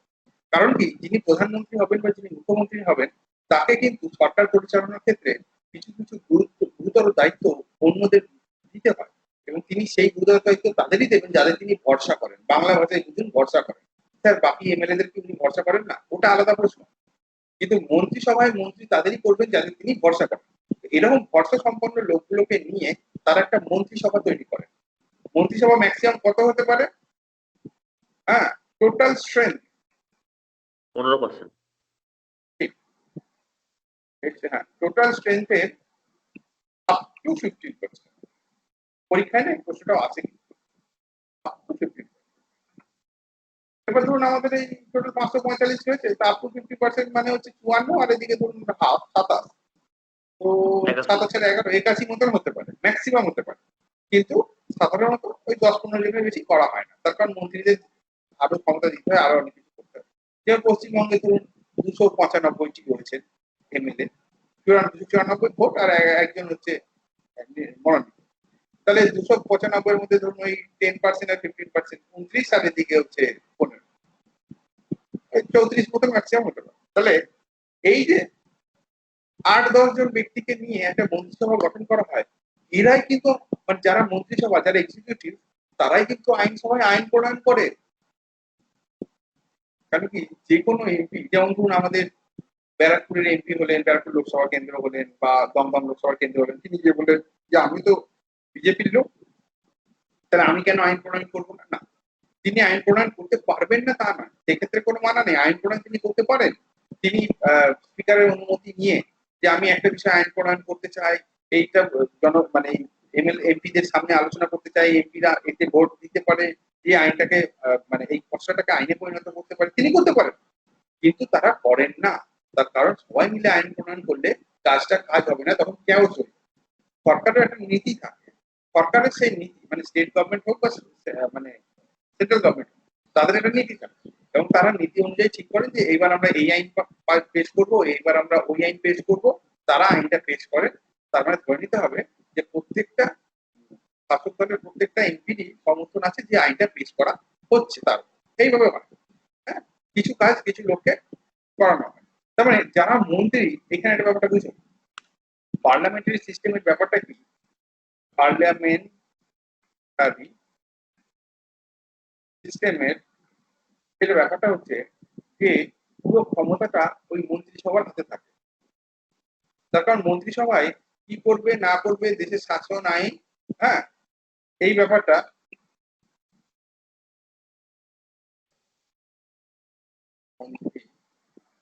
সবার হাতে, সেটা করতে হবে, পুরো ক্ষমতা থাকে মন্ত্রিসভার হাতে, এটা বুঝুন। তাহলে একটা জিনিস দেখুন কিরকম ভাবে হচ্ছে পার্লামেন্টারি সিস্টেমের এই একটা জিনিস খুব আমার খারাপ লাগে আমি বলবো না, কিন্তু কিরকম একটা আমার লাগে, সেটা হচ্ছে যে মন্ত্রীরা শাসন কার্য পরিচালনা করছেন, তারা এক্সিকিউটিভ, আবার সেই মন্ত্রীরাই আইন প্রণয়ন করছেন। যদি এক্সিকিউটিভ আর লেজিসলেচার আলাদা হতে হয় বা সম্পূর্ণরূপে গণতান্ত্রিক সিস্টেমটাকে যদি চালু বা কার্যকরী করতে হয়, তাহলে কিন্তু এক্সিকিউটিভ যে রেসপন্সিবল টু দ্য লেজিসলেচার, অর্থাৎ মন্ত্রিসভা যে আইনসভার কাছে দায়বদ্ধ, কিন্তু সেই আইন কারা প্রণয়ন করছে? মানে আপনি ব্যাপারটা বুঝুন যে খেলা হচ্ছে আমি ব্যাট করছি আর আম্পায়ারও আমি, তাহলে কি আমি আউট হবো নাকি গণতান্ত্রিক ব্যবস্থা ঠিকঠাক চলবে? চলবে যদি সেটা নির্ভর করছে ওই মানুষের, মানে যারা মন্ত্রী হয়েছেন তারা যতটা ভালো হবেন গণতান্ত্রিক ব্যবস্থাটা ততটা ভালো হবে। যদি কোনো অসাধু ব্যক্তি মন্ত্রিসভায় ঢুকে পড়েন, তাহলে কিন্তু তিনি আইন প্রণয়ন করবেন নিজের স্বার্থে বা কোনো কোম্পানির স্বার্থে, আর সেই আইন অনুযায়ী কাজ করবেন কে? The minister himself. তাহলে কিন্তু এর মাধ্যমে বোঝা যাচ্ছে যে আমি যদি চাই কোনো ব্যক্তি, কোম্পানি বা বিশিষ্ট, যেমন ধরুন আমরা অ্যাপিজমেন্ট পলিসি নিয়ে আসলাম, আমরা আইনও এমন প্রণয়ন করলাম যার ফলে হয়তো কোনো একটা বিশেষ জাতিগোষ্ঠী, ভাষা গোষ্ঠী বা কোনো একটা গোষ্ঠীকে বেশি সুবিধা, বেশি ক্ষমতা দিয়ে দিল আইন প্রণয়নের মাধ্যমে। আর লেজিসলেচারে কি হবে? আমি তো আইন প্রণয়ন করলাম, এবার লেজিসলেচার তো বলতে পারে যে না এইরকম, এটা হচ্ছে ভারতীয় সংবিধান বিরোধী, বলতে পারে, কিন্তু মূলত লেজিসলেচারে তো 273-এর বেশি এমপি আমারই আছে, তাহলে আমার 273 জন এমপি তো আমার দিকে ভোট দেবে, তার মানে কি আমি আইনসভায় পাস করে দেবো আইনটা, আর সেই আইনও বলবৎ করবো আমি নিজেই মন্ত্রী। তাহলে এত ক্ষমতা যদি কিছু সংখ্যক লোকের হাতে থাকে, তাহলে ডেমোক্রেসির ডি তো একদমই থাকবে না। সেই জন্য জুডিশিয়ারিকে রাখা হয়েছে, যখনই এরকম কোনো একটা নির্দিষ্ট জাতি গোষ্ঠী বা নির্দিষ্ট ভাষা গোষ্ঠী বা এই ধরনের কিছু ব্যক্তিকে বা কোনো একটা সংস্থাকে বেশি করে স্বার্থে তাদের এমন কিছু কাজ করে দেওয়ার জন্য যদি সরকার কোনো আইন পাস করে, তাহলে সেক্ষেত্রে জুডিশিয়ারি ইন্টারভিন করতে পারে এবং সেই আইনটাকে বাতিল বলে গণ্য করতে পারে। কিন্তু মনে রাখতে হবে, আইন প্রণয়ন কিন্তু জুডিশিয়ারি বা বিচার ব্যবস্থার কাজ নয়, আইন প্রণয়ন হচ্ছে ওই লেজিসলেচার বা পার্লামেন্টের কাজ। পার্লামেন্ট আইন প্রণয়ন করবে, সেই আইনটা সংবিধান বিরোধী কিনা আলোচনা করবে। কিন্তু আমরা এক্ষেত্রে বলতে পারি মানে সুপ্রিম কোর্ট বা হাইকোর্ট কিন্তু এই কারণে আইন বাতিল করতে পারে না যে এই আইনের ফলে কৃষকের ক্ষতি হবে বা এই আইনের ফলে কোম্পানিদের লাভ হবে। তারা শুধু দেখবেন যে সাংবিধানিক নিয়ম অনুসারে আইনটা ঠিক কি ঠিক, যদি ঠিক থাকে ওকে গো হেড, তারা আর কিছু বলবেন না। তো সুতরাং আমাদের পার্লামেন্টারি সিস্টেমে ভালো করে ব্যাপারটা বুঝুন, बैट भी हम ही करेंगे और আম্পায়ার भी हम ही है, ঠিক আছে? তো এইটা হচ্ছে একটা বড় সমস্যা। কিন্তু যদি সেদিক থেকে আমরা প্রেসিডেন্সিয়াল সিস্টেম দেখতে যাই, ওখানে না প্রেসিডেন্ট না তার মন্ত্রীরা, মানে এক্স্যাক্টলি প্রেসিডেন্ট ওই দেশগুলোতে মন্ত্রী বলে না, বলে সেক্রেটারি। প্রেসিডেন্ট আর তার সেক্রেটারিরা কিন্তু আইনসভার সদস্য না। আইনসভায় হ্যাঁ, তার মানে কি প্রেসিডেন্ট যে দল থেকে আছেন, যেমন ধরুন আমেরিকার কথা যদি বলি, বর্তমানে আমেরিকার রাষ্ট্রপতি হয়েছেন জো বাইডেন। তিনি শুধু রাষ্ট্রপতি যেদিন শপথ নিলেন সেদিনই তার নাম শুনলাম, তারপর থেকে তার নামই শুনতে পাচ্ছি না, কোথায় একটা হারিয়ে গেল কিনা কে জানে। পরে আবার 2 দিন আগে শুনলাম যে তার 60 দিন পূরণ হয়েছে, তখন তিনি আবার একটা প্রেস কনফারেন্স। আগে রাষ্ট্রপতি যিনি ছিলেন তার তো রোজ খবরে থাকতেন। যাকে তো রাষ্ট্রপতি জো বাইডেন নির্বাচিত হয়েছেন ডেমোক্রেটিক পার্টি। তো ডেমোক্রেটিক পার্টি আর রিপাবলিকান পার্টি, দুটো পার্টি আমেরিকায় আছে। এই দুটো পার্টি আইনসভায় আছে, যেরকম ধরুন আমাদের পার্লামেন্টে কংগ্রেস আছে, বিজেপি আছে, আদারওয়াইজ অনেক পার্টি আছে। কিন্তু আমেরিকায় দুটোই পার্টি আছে, হয় আপনি ডেমোক্রেটিক হলেন বা আপনি রিপাবলিক হলেন, আপনি কি বলে অন্য কোনো পার্টি ওখানে খোলা যাবে না। সে সদস্য তো ওটা আছে, সে আইন প্রণয়ন করে, হ্যাঁ আইন পাস হয় এবং সেই আইন অনুসারে রাষ্ট্রপতি কাজ করে। রাষ্ট্রপতি কিন্তু নিজে আইন পেশ করে নিজে আইন পাস করতে পারেন না। হ্যাঁ, এবার কিছু কিছু ক্ষেত্রে তিনি এক্সিকিউটিভ অর্ডার জারি করতে পারেন, কিন্তু সেই এক্সিকিউটিভ অর্ডারটাকে অনেক সময় মানে যদি আইনসভা বাতিল করে তাহলে সেই কাজ কিন্তু হবে না, বুঝতে হবে। সুতরাং আমেরিকা বা এই সমস্ত দেশগুলোতে যেখানে রাষ্ট্রপতি মানে কি বলে লোকসভা বলবো না, আমাদের দেশে লোকসভা বা আইনসভার সদস্য নয়, সেখানে কিন্তু ডেমোক্রেসিটা আরো বেশি ভাবে কার্যকরী হতে পারে বলছি, তার কারণ আইন সব জায়গাতেই থাকতে পারে। কিন্তু আমাদের দেশে যেখানে মন্ত্রীদের হাতে ক্ষমতা, তারাই আইন প্রণয়ন করছেন এবং তারাই শাসন করছেন, এখানে কিন্তু ডেমোক্রেসিটা পুরোপুরি হওয়ার কথা নয়। তাহলে কি আমাদের যারা সংবিধান প্রণয়ন করছেন তারা এই ব্যাপারটা বুঝতেননি? তারা কি এটা জানতেন না? তারাও এটা জানতেন, তা সত্ত্বেও তারা রাষ্ট্রপতি ব্যবস্থা না নিয়ে এই প্রধানমন্ত্রীর সিস্টেম বা এই পার্লামেন্টারি সিস্টেমটাকে নিলেন। তার কারণ হচ্ছে আমাদের ভারতবর্ষে ব্রিটিশ সরকারের শাসনে তারা এই সিস্টেমটার সঙ্গে অভ্যস্ত ছিলেন যে এইভাবে হবে। মন্ত্রিসভা কি বলে পার্লামেন্টে বা লেজিসলেচারে জবাবদিহি করবে। তারা যদি নিজেরাও আইন বানায়, সে আইনটা ক্ষতিকারক হয়, তাহলে তারা কিন্তু জবাবদিহি করতে বাধ্য। এবং তাছাড়া সুপ্রিম কোর্ট রয়েছে, সুপ্রিম কোর্ট সেই বেআইনি কাজ হলে সেটাকে আটকে দেবে। তো এই সমস্ত ভাবনা চিন্তা করে ভারতে এই জিনিসটা চালু হয়েছে। তো এই কনসেপ্টটা এতক্ষণ বোঝানোর কারণ এই, এবং রেকর্ডেড ক্লাস থাকছে যাতে আপনি ভবিষ্যতে দেখেও নিতে পারেন। কারণটা এতক্ষণ ধরে একটা জিনিস বোঝানোর কারণ হচ্ছে, যখন পরীক্ষায় প্রশ্ন আসবে কনসেপ্ট বেস, তখন যেন আপনার কাছে ব্যাপারগুলো ক্লিয়ার থাকে যে কেন পার্লামেন্টারি ডেমোক্রেসিটা মানে প্রেসিডেন্সিয়াল ডেমোক্রেসির মতো কতটা কার্যকরী হতে পারছে না কেন। যদি আপনার একটু লিখতে দেয়, আপনি সরাসরি এগুলো লিখতে পারেন। এতে কিন্তু আমি কি সংবিধান যারা ফ্রেম করেছিলেন বাবা আম্বেদকর তাদের অপমান করছি না। আপনি আপনার বক্তব্যটা দিচ্ছেন যে কিভাবে মন্ত্রীরা পুরোপুরি রেসপন্সিবল হচ্ছে না। আর তাছাড়া যখন পুরো সরকার আমার 273 না বর্তমান 350 এমপি যখন বিজেপি এবং তৎসংলগ্ন যে পার্টিগুলো রয়েছে তাদের, এবং তাদের মানে সেই পার্টিকে আপনি কিভাবে নিয়ন্ত্রণ করবেন? তারা তো আইনসভাতেও বেরিয়ে যাবেন আর রাজ্যসভাতেও পাস করবে। এর জন্য আবার রাজ্যসভার সিস্টেম আছে। যদি রাজ্যসভায় তারা আটকানো যায় তো রাজ্যসভায় আটকানো যায়, তারপরে রাষ্ট্রপতি রয়েছে। মানে একদম যে পুরো স্বেচ্ছাচারী হয়ে যাবে তা না, কিন্তু চান্সেস হাই যদি লোক ঠিক না হয় তাহলে স্বেচ্ছাচারী হবেই হবে। এখানে লঙ্কায় যে বসে সেই হয়ে যায় নন্দ চায় রাবণ, কি বলে, যাই হোক। তারপর আমরা দেখি, তারপর হচ্ছে আইভরি যিনি বলছেন নিউক্লিয়াস। হ্যাঁ বলুন। তা এই যে দেখুন রাজ্যসভা বা লোকসভাতে ওয়াক আউট করে বিরোধীরা, সেটা ওটা মানে ওটা কি জন্য, মানে দুদিক বজায় রাখতে না বিরোধিতা করতে না কি সমর্থন করতে? এক্স্যাক্টলি হচ্ছে তাদের কিছু পছন্দ হয়।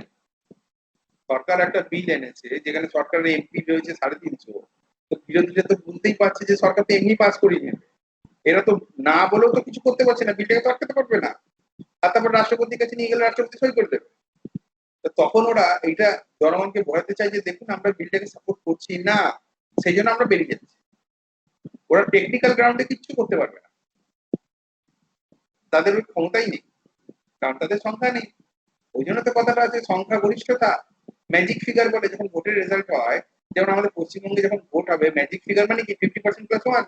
এবার 294 এর মধ্যে 50% প্লাস 1 কত? 148। তো 148 যে দল বা দলগোষ্ঠী পাবে সেই দল হচ্ছে, শোনেননি ওই যে কুংফু হাসান ফিল্মে কি বলেছিল, कुंफू की दुनिया में जो रफ्तार पे काबू पा लेता है वही विजेता कहलाता है। तो हमारे पार्लियामेंट्री गणतांत्रिक सिस्टम की दुनिया में वही मुख्यमंत्री कहलाता है जो मेजोरिटी पे काबू पा लेता है। In the world of Kung Fu, speed determines the winner. In the world of parliamentary democracy, majority determines the CM. এসব অনেক গল্প আছে, সবাই ইয়ে দেখেছে তো ওই কুংফু হাসেল ফিল্মটাই, যেখানে সেই গুরুজি জেল থেকে বেরিয়ে আসলেন, যে বন্দুকটা কাঁধে এখানে ঠেকালেন, দেখেননি আপনারা? ছেলেপিলে একদম দেখেছি স্যার, দেখেছি। হ্যাঁ, কুংফু হাসেল তো সাংঘাতিক সিনেমা স্যার। হ্যাঁ, এটা দেশের সিনেমা নয়, কুংফু হাসেল। এই দুটো তো এইগুলোর নামের হিরো, আসল হিরো এই লোকটা না। অরিজিনাল হিরো হচ্ছে কোথায় গেল? অরিজিনাল হিরোটাকে আমি দেখতে পাচ্ছি না। এই যে লোকটা, এই যে ইয়ে হচ্ছে অরিজিনাল লোক। হ্যাঁ, কানে বন্দুক ঠেকিয়ে নিজেই গুলি চালিয়ে দিল, টাক করে বাঁ হাতটা দিয়ে গুলিটাকে ধরে নিল। হ্যাঁ, এই হচ্ছে অরিজিনাল লোক। দেখবেন সবাই কুংফু হাসেল ফিল্মটা দেখবেন। 3 ঘন্টা 20 মিনিটের ফিল্ম তো আমাদের দেখায় না, ওইটা 3 মিনিট 20 সেকেন্ডের অবশ্য। যাক হিরো বলে নেহাত জিতে গেল, নাহলে এর সামনে কেউ দাঁড়াতে পারছিল না। ঠিক আছে, ওকে, টুম্পু হাসিল হলো। তারপরে আমরা দেখবো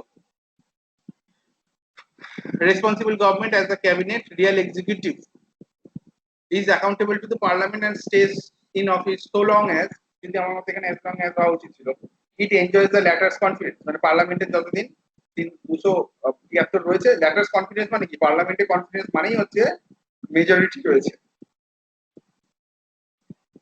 It is described as Westminster model of government after the location of British Parliament, where the parliamentary system originated. In the past, British constitutional and political experts described the Prime Minister as primus inter pares. এইসব পরীক্ষায় আসবে না, ছেড়ে দিন। First among equals মানে কি, among equals কথাটা মানে কি, সবাই এমপি, তার মধ্যে প্রধানমন্ত্রী হচ্ছে সমস্ত এমপিদের মধ্যে তিনি হচ্ছেন লিডার বা প্রথমে রয়েছেন, ওই জন্য বলছেন first among equals. Prime minister power influence and position increase, আছে বাদ দিন, এসব আমাদের করতে লাগবে, ছেড়ে দিন এইসব বেকার কথাবার্তা। ফিচার্স অফ পার্লামেন্টারি গভর্নমেন্ট, এগুলো আমরা বাংলাতে আপনাকে নোটটা দিয়ে দিচ্ছি, আশা করছি আপনারা বুঝতে পারছেন। আর নমিনেশন আর real executive, sorry nominal and real executive. Nominal মানে কি নামমাত্র, ওই যে রাষ্ট্রপতি, আর রিয়েল মানে কি আসল, যার হাতে ক্ষমতা আছে, প্রধানমন্ত্রী। এইটাকে বলা হয় ডি জিওর, মানে যার নামমাত্র বা টাইটুলার এক্সিকিউটিভ। আর prime minister is the real executive, মানে ডি ফ্যাক্টো। তাহলে কখনো আপনাকে অপশনে ডি ফ্যাক্টো কথাটা আর ডি জিওর কথাটা দিয়ে বলে দেবে যে এই কথা দুটো মানে কি, বলুন তুমি। এই প্রশ্ন করছি স্যার, রাজ্যপাল, উপরাজ্যপাল আর প্রশাসক, স্যার এর মধ্যে আসল পার্থক্যটা কি? ধরুন যে কোনো ইউটির ক্ষেত্রে, রাজ্যের ক্ষেত্রে রাজ্যপাল, ইউটি হলে দিল্লি যেগুলো আছে, বিধানসভা আছে, উপরাজ্যপাল, আর যেগুলো ইউটি নেই প্রশাসক। স্যার এগুলো আসল পার্থক্য কি? এত এত রকম নাম কেন? রাজ্যপাল চ্যাপ্টার পড়ানোর সময় তো আমরা বলে দিয়েছিলাম, তবু এখন একবার বলে দিচ্ছি, প্রশ্নটা যখন আপনি করলেন। রাজ্যপাল হচ্ছেন কেন্দ্র সরকারের একজন দূত, আপনি এইভাবে ধরতে পারেন। রাজ্যে যদি এমন কোনো আইন নিয়ে আসা হয় যেটা সংবিধান বিরোধী হলো, বা সেটা তার এখতিয়ারের বহির্ভূত হলো, যদি রাজ্যে বিল নিয়ে আসে, হ্যাঁ, লেজিসলেচার, এবং সেই বিলটা পাস করার পর একজনকে রাখা হয় যে সম্মতি দেবে, সেই ক্ষেত্রে রাজ্যে হচ্ছে রাজ্যপাল। তো রাজ্যপাল যদি সম্মতি দেন এবং রাজ্যপাল যদি সেই বিলটা দেখেন যে যথাযথ নয়, মানে আপনি বুঝুন কেন্দ্র সরকারের ক্ষমতার উপরে যেমন একটা ব্রেক লাগানো হয়েছে, যে যে কোনো ইচ্ছা আইন প্রণয়ন করে রাষ্ট্রপতিকে দিয়ে সই করে নিয়ে যা ইচ্ছা করতে পারে না, ঠিক সেরকম ভাবে রাজ্যের ক্ষমতার উপরে একটা ব্রেক লাগানো হয়। কেন? তো রাজ্যের ক্ষমতার উপরে যদি আইন ভুলভাল হয় তাহলে সুপ্রিম কোর্টে যাওয়া যাবে না? নিশ্চয়ই যাওয়া যাবে, কিন্তু তার আগে একটা ইন্টারনাল অডিটের তো ব্যাপার আছে, সেই জন্য রাজ্যপালকে রাখা হয়। এমনি রাজ্যপাল কিন্তু সেই রাজ্যের ব্যক্তি হতে পারেন না, বুঝতে পারবেন? যে কোনো রাজ্যের রাজ্যপাল হবে অন্য রাজ্যের ব্যক্তি। আমি পশ্চিমবঙ্গের বাসিন্দা, আমি কিন্তু কোনোদিন পশ্চিমবঙ্গের রাজ্যপাল হতে পারবো, অন্য রাজ্যে হলাম তো। তো সেইভাবে রাজ্যপালকে রাখাই হয়েছে যে রাজ্যের সরকারের যে অনিয়ন্ত্রিত ক্ষমতা, যেটা তারা বিলের মাধ্যমে যদি আনতে চায়, বা এই যে বললাম সংবিধান বিরোধী বা দেশের স্বার্থ বিরোধী করতে চায়, সেটা যেন তারা করতে না পারে। এই হচ্ছে ব্যাপার। সেটা যখনই চেষ্টা করবে সঙ্গে সঙ্গে রাজ্যপাল সেটাকে না। আর যেটা আপনি বললেন লেজিসলেটিভ অ্যাসেম্বলি, যেটা লেফটেন্যান্ট গভর্নর রাখা হয়, এক্স্যাক্টলি সেম রিজন। ওই আইনসভা যে আইনগুলো পাস করবে, দেখুন দিল্লির যে সরকার রয়েছে, দিল্লি সরকারের হাতে তিনটে ক্ষমতা নেই, আদারওয়াইজ সবই ক্ষমতা দেওয়া আছে যেটা রাজ্য সরকারের হাতে থাকে। তিনটে যে ক্ষমতা দিল্লি সরকারের হাতে নেই, বা ইউনিয়ন টেরিটরি যেখানে লেজিসলেটিভ অ্যাসেম্বলি আছে তাদের হাতে যে ক্ষমতা দেওয়া হয় না, সেটা হচ্ছে পুলিশ, ল্যান্ড, আরো একটা কিছু এরকম আছে, আমার মনে পড়ছে না এই মুহূর্তে। এই তিনটে ক্ষমতা তাদের দেওয়া হয় না, বাকি রাজ্য সরকারের, পশ্চিমবঙ্গ সরকারের যা যা ক্ষমতা আছে সেই সমস্ত ক্ষমতা অরবিন্দ কেজরিওয়াল সরকারেরও দেওয়া আছে। শুধুমাত্র তাদের হাতে পুলিশটা নেই, আর জমি সংক্রান্ত কিছু বিধিনিষেধ বা ল্যান্ড রিফর্মস এই টাইপের কিছু জিনিস তাদের হাতে থাকে। এটা দ্বিতীয় কথা হচ্ছে, আর যেখানে ধরুন একদমই লেজিসলেটিভ অ্যাসেম্বলি নেই, ইউনিয়ন টেরিটরি, সেখানকার প্রশাসন চালাবে কে? রাষ্ট্রপতি। এবার রাষ্ট্রপতি মহাশয় কি সব জায়গায় নিজে নিজে চালাবে? তিনি তার প্রতিনিধি হিসেবে লেফটেন্যান্ট গভর্নর বা এরকম কাউকে রেখে দেন, তার আগে ওখানে শাসন কার্য চালান, শাসন কার্য হয় যেরকম চলে, এই ব্যাপার, আর কিছু। আপনার প্রশ্নটা কি ছিল বলুন আরেকবার, যদি আপনি উত্তর না পেয়ে থাকেন তাহলে আরেকবার চেষ্টা করুন। হ্যাঁ হ্যাঁ স্যার, এবার বুঝতে পেরেছি স্যার, এবার বুঝতে পেরেছি। হ্যাঁ, তাহলে নমিনাল আর রিয়েল এক্সিকিউটিভ মানে আপনি বুঝতেই পারছেন, একজন নামমাত্র একজন প্রকৃত। নামমাত্রকে বলা হয় ডি জোর আর প্রকৃতকে বলা হয় ডি ফ্যাক্টো। ভারতের ক্ষেত্রে প্রধানমন্ত্রী হচ্ছেন প্রকৃত আর নামমাত্র হচ্ছেন রাষ্ট্রপতি। মেজরিটি পার্টি রুল, মেজরিটি মানে বুঝিয়ে দিয়েছি 545 এর মধ্যে 273 যাদের আছে বা তার বেশি তারাই সেই পার্টি সরকারি রুল করবে, সিম্পল জিনিস। কালেকটিভ রেসপন্সিবিলিটি, কালেকটিভ রেসপন্সিবিলিটি মানে হচ্ছে মন্ত্রিসভার কোনো মন্ত্রীর বিরুদ্ধে যদি অনাস্থা প্রস্তাব আনা হয়, সেটা পাস হয়, হ্যাঁ, আর্টিকেল 75-3, এখানে শুধু 75 দিয়েছে, 75 সাবসেকশন 3 এর আন্ডারে পড়ে। তো যদি কোনো মন্ত্রীর বিরুদ্ধে কোন রকম দুর্নীতি, কোন রকম কিছু অভিযোগ প্রমাণিত হয়, তাহলে সেই মন্ত্রীকে যদি পদত্যাগ করতে হয়, তাহলে শুধু তাই নয়, মানে এক্স্যাক্টলি দুর্নীতির অভিযোগ বলবো না, যে কোনো কারণে যদি তার বিরুদ্ধে লোকসভায় অনাস্থা প্রস্তাব পাস হয়, মনে রাখতে হবে অনাস্থা প্রস্তাব কিন্তু লোকসভাতে হয়, রাজ্যসভায় হয় না। তেমনি ভাবে বিধানসভাতেও হতে পারে। বিধানসভা মানে স্টেট লেজিসলেটিভ অ্যাসেম্বলি, মানে রাজ্যের যেটা আইনসভা, সেটাকে বিধানসভা বলে, সেটাকে রাজ্যসভা বলে না, লোকজন ভুল করে। তো বিধানসভাতে যদি কোনো মন্ত্রীর বিরুদ্ধে অনাস্থা প্রস্তাব পাস হয় আর লোকসভাতে যদি কোনো মন্ত্রীর বিরুদ্ধে অনাস্থা প্রস্তাব পাস হয়, তাহলে শুধু সেই মন্ত্রীটাকে না, সমস্ত মন্ত্রিসভাকে পদত্যাগ করতে হবে। এটাকে বলে কালেকটিভ রেসপন্সিবিলিটি বা সম্মিলিত দায়িত্ব। এই যেখানে বলছে they act as a team and swim and sing together, মানে একসঙ্গে ভাসেন আর একসঙ্গে ডোবেন। The principle of collective responsibility implies that the Lok Sabha can remove the ministry, মানে কি council of minister headed by prime minister from the office by passing a vote of no confidence। ওই যে বললাম অনাস্থা প্রস্তাব একজনের বিরুদ্ধে pass হলে সমস্ত মন্ত্রিসভা এমনকি প্রধানমন্ত্রীকেও পদত্যাগ করবে। এবার মজার বিষয় হচ্ছে অনাস্থা প্রস্তাব যদি আজকে আসে লোকসভাতে, তো লোকসভায় পাস হতে গেলে কি হবে, যতজন আছে তার 50% প্লাস 1 ভোট দিতে হবে। এইবার ধরুন বিজেপি এবং তার সহযোগী দলের হাতে এমপি রয়েছেন প্রায় 3.5, যতটা আমার মনে আছে, হয়তো কম বেশি হতে পারে। এবার একটা প্রস্তাব আনলো কংগ্রেস, উদাহরণ দিয়ে বলছে অনাস্থা প্রস্তাব। তো অনাস্থা প্রস্তাব প্রথমত নিয়ম হচ্ছে গৃহীত হতেও পারে নাও হতে পারে, নির্ভর করছে কার উপরে, স্পিকারের উপর। স্পিকার বলে নেবো না, তাহলে অনাস্থা আনা যাবে না। যদি স্পিকার বলেন ওকে আমি অ্যাকসেপ্ট করলাম, তাহলে অনাস্থা প্রস্তাব আনা হবে কোন একটা মন্ত্রী। এবার সেটা তো ভোট হবে, তো 350 লোক তো বিজেপি সাপোর্টে ভোট দেবে। 350 লোক কি বলবে যে আমরা কংগ্রেসের সাপোর্টে ভোট দেবো না, তাহলে জীবনে অনাস্থা প্রস্তাব পাস হবে না। হ্যাঁ, তাহলে এরকম নিয়ম আনার কি দরকার? আনা হয়েছে, এরকম নিয়ম আনা হয়েছে তার কারণ কোন একটা মন্ত্রী যদি এমন কিছু ঘৃণ্য অপরাধ করে থাকেন, দেশ বিরোধী কাজ করে থাকেন, সে তো এমনি রিজাইন করে দেবে, তাকে তার উপরে যা চাপ সৃষ্টি হবে। কিন্তু কিছু কিছু লোক আছে আমাদের ভারতীয় ক্রিকেট দলের মতো, বয়স হয়ে গেলে ছাড়তে চায় না, তাদের জন্য ওই লাত মারার জন্য এইরকম একটা সিস্টেম রাখা হয়। বা এরকমও অনেক সময় হয় যে বিরোধী দল সরকার পক্ষের কিছু এমপি বা এমপি কিনে ফেলেছে, এমএলএ তো এখানে হবে না, এমপি কিনে ফেলেছে। রাজ্যের ক্ষেত্রে হলে এমএলএ কিনে ফেলেছে, দিয়ে দেখা যাচ্ছে যে মেজরিটি মার্কেট থেকে সেই দলের এমপি সংখ্যা কম হয়ে গেছে। সেক্ষেত্রে বিরোধী দল অনাস্থা প্রস্তাব এনে সেই মন্ত্রিসভাটাকে ভেঙে দিয়ে নিজেরা একটা মন্ত্রিসভা করতে পারে, সেই জন্য অনাস্থা আনা হয়। সবসময় এরকম মনে করার কারণ নেই যে মেজরিটি যখন পার্টির আছে অটল বিহারী সময় হয়েছিল, বলুন যেমন অটল বিহারী বাজপেয়ীর সময় এরকম হয়েছিল না অনাস্থা, ওনার একটা ভোটের জন্য এদিক সেদিক হয়ে গেছিল। হ্যাঁ, শুধু অটল বিহারী বাজপেয়ী না, বিগত বছরে বহু লোক অনাস্থার চক্করে ক্ষমতা হারিয়ে। এবার এরকম আপনার মনে করার কারণ নেই, যদি একবার 273 কোনো দল পেয়ে গেল তার মানে সে 5 বছর ধরে 273 থাকবে না। যে কোনো মুহূর্তে ওই 273 এমপি বা 300 এমপি বা 350 এমপি যারা রয়েছে, তাদেরকে যদি বিরোধী দল গুলিয়ে ভালিয়ে কোনো প্রলোভন দিয়ে কিছু ভাবে নিজের সাপোর্টে আনতে পারে এবং দেখা যায় যে সরকার মানে প্রধানমন্ত্রীর নেতৃত্বে যে সরকার চলছে তাদের মাত্র 273 না 250 জন এমপি সাপোর্ট করছে, তাহলে কি তারা 73 শট, মানে 23 খানা এমপি শট। এইবার তখন অনাস্থা প্রস্তাব নিয়েছে সরকারকে ফেলে দেওয়া হবে। অনাস্থা মানে কি, টোটাল 273 বা মেজরিটির জন্য যতটা সংখ্যা লাগে সেটা তাদের নেই, সরকার ফেলে দিয়ে বিরোধী দল এবার সরকার ফেলে দিবে। এইভাবে হয়, কিন্তু ভারতবর্ষের রাজনীতিতে এটা খুব কমন জিনিস। যখন তখন সরকার মানে জনগণ ভোট দিল, সরকার নির্বাচিত হলেন, তারপর এমএলএরা দলত্যাগ করে সরকারকে ফেলে দিল। যেহেতু সরকার মেজরিটি হারিয়েছে, সেহেতু সরকারের ক্ষমতা নেই যে সরকার ওখানে বা অধিকার নেই যে সরকার ওখানে কন্টিনিউ করবে। এসব অনেক ব্যাপার আছে। এমনি এমনি এগুলো সব করেন।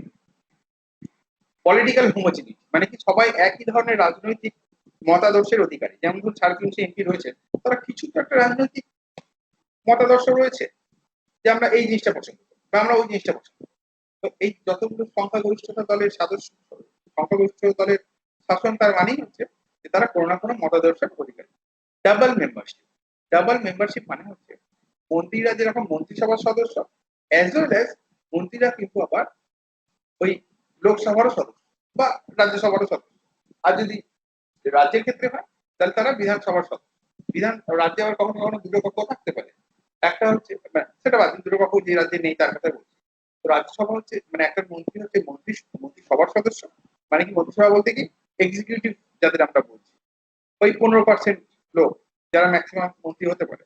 প্রধানমন্ত্রী যাদের নির্বাচিত করলেন যে এরা মন্ত্রী হবে আমার পছন্দ করলেন, তো তারা যেমন মন্ত্রিসভার সদস্য আবার তেমনি মেম্বার অফ পার্লামেন্ট। তাহলে ডুয়াল মেম্বারশিপ হচ্ছে, অর্থাৎ কিনা কোনো ব্যক্তি মন্ত্রী হতে পারেন যদি তিনি পার্লামেন্টের সদস্য না হন, তাহলে ম্যাক্সিমাম তিনি 6 মাস, এই যে দেখুন এই পুরো পরীক্ষা ঠিক করে করেন, period of 6 consecutive months ceases to be minister। তার মানে তিনি ম্যাক্সিমাম 6 মাসের জন্য মন্ত্রিসভার সদস্য হতে পারেন। 6 মাস যেই পেরিয়ে যাবে তাকে রিজাইন করতে হবে। আর যদি তিনি 6 মাসের মধ্যে কোনো সিট থেকে জিতে আসেন তাহলেও তিনি মানে মন্ত্রী থাকতে পারেন। তারপর হচ্ছে লিডারশিপ অফ প্রাইম মিনিস্টার, প্রধানমন্ত্রীর নেতৃত্ব, resolution of the lower house, যেহেতু আমাদের লোকসভাটাকে নিম্ন কক্ষ বলা হয় আর রাজ্যসভাকে উচ্চ কক্ষ বলা হয়, তো লোকসভাটাই ভঙ্গ করা যেতে পারে, রাজ্যসভা ভঙ্গ করতে পারে না, রাজ্যসভাটা কন্টিনিউয়াস চেম্বার।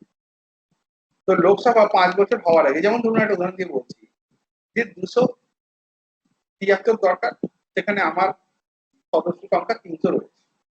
এবার আমার সদস্যরা চলে গেল দল ছেড়ে, রিজাইন করে, তাহলে আমার তো 273 থাকলো না।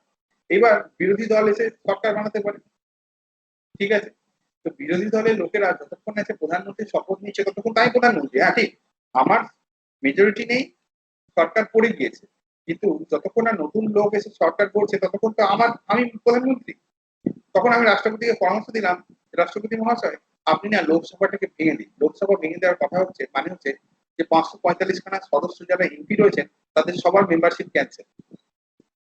সেটা 5 বছর হতে হবে তখন মানে নেই, সেটা 3 বছরের মাথায় হতে পারে, 2 বছরের মাথায় হতে পারে। যে মুহূর্তে আমি সংখ্যাগরিষ্ঠতা হারালাম, আমি দেখলাম আমি তো সংখ্যাগরিষ্ঠতা হারিয়েছি, এইবার বিরোধী দল কি করছে, আমার এমএলএ গুলোকে বা এমপি গুলোকে কিনে নিয়েছে, তারা এবার সরকার করছে। আমি দেখুন না, এটা আমি হতে দেবো না।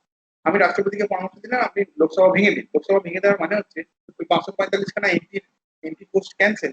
এবার কি হবে, এবার আবার নতুন ভাবে ইলেকশন হবে।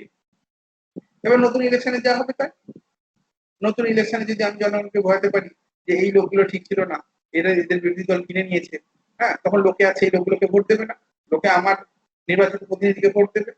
আমাদের এখানে ভোট সাধারণত স্যার দেখবেন এতে ধরুন বিহারে, যেখানে বিহারে আগেবারে হলো, তখন লালু প্রসাদের সাথে নীতিশ কুমার ছেড়ে দিল, ছেড়ে দিয়ে বিজেপি সাইড ঢুকলো। মানে আগে তো উনি তো রিজাইন দিয়ে দিয়েছিল নীতিশ কুমার, কিন্তু স্যার ভোট হওয়ার আগেই কিন্তু ওরা কিন্তু আবার জোটে চলে গেল। হ্যাঁ, জোটে যাক না। তারপর এই যেমন এখন পশ্চিমবঙ্গের অবস্থায় যদি আপনি দেখেন, এখন তো সবাই নিজে নিজে লড়ছে। জোট হবে যখন ভোটের রেজাল্ট বেরোবে তারপর। এখন প্রত্যেকে নিজে নিজে মানে নিজে মানে কি বলে কিসমত আজমা রাহে হ্যাঁ। যদি আমার 148 বা 150 হয়ে যায় ব্যাস, তাহলে আমি মুখ্যমন্ত্রী।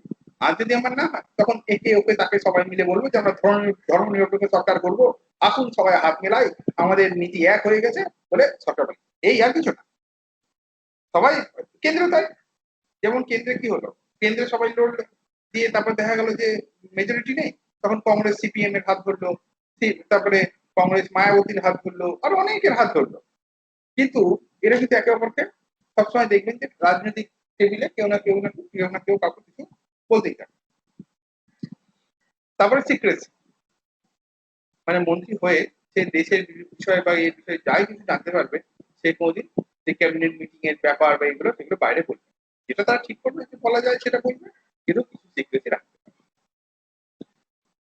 ফিচার্স অফ প্রেসিডেন্সিয়াল গভর্নমেন্ট, ওই প্রেসিডেন্সিয়াল গভর্নমেন্টের কি কি বৈশিষ্ট্য আছে, যেখানে রাষ্ট্রপতি is not responsible to the legislature। আমেরিকার president both head of state মানে কি রাষ্ট্রের প্রধান এবং সরকারের প্রধান। As the head of state he occupies a ceremonial position. ঠিক আছে, মানে সেরিমোনিয়াল পজিশন আপনি বুঝেনি। The head of government he leads the executive organ of the government, মানে তিনি সরকারের কার্যনির্বাহী বিভাগটিকে বা এক্সিকিউটিভ অর্গান বা মন্ত্রিসভাকে তিনি নেতৃত্ব দেন। The president is elected by an electoral college for a fixed tenure. এটা আমরা পরে একদিন বুঝবো যে ইলেকট্রাল কলেজটা কিভাবে গঠন হয়, ইলেকট্রাল কলেজটা জিনিসটা কি। হ্যাঁ, তো তিনি 4 বছরের জন্য ক্ষমতায় বসতে পারেন।